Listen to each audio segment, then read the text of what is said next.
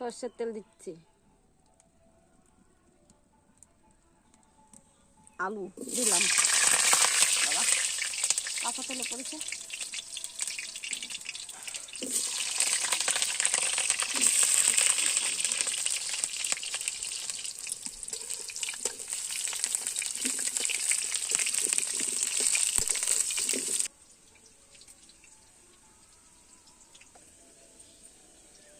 হলুদ গুঁড়ো, হলুদ গুঁড়ো, লঙ্কা বাটা, আদা বাটা, রসুন বাটা, একটু সর্ষের তেল দিয়ে মাখিয়ে নেব। মাখিয়ে নিলাম, তুলে ফেলবো, এগুলো ছেড়ে দিলাম। তাজা মাখাগা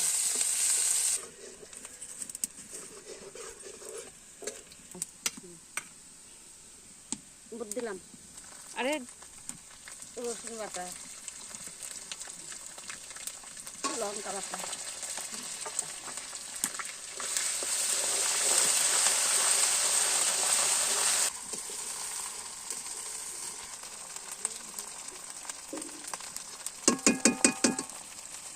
এবার মাংসগুলো ছেড়ে দিলাম।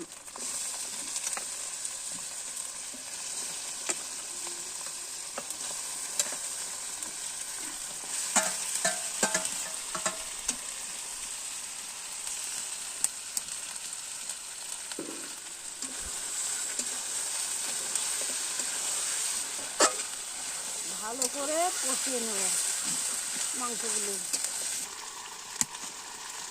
টমেটোগুলো দিয়ে দিলাম।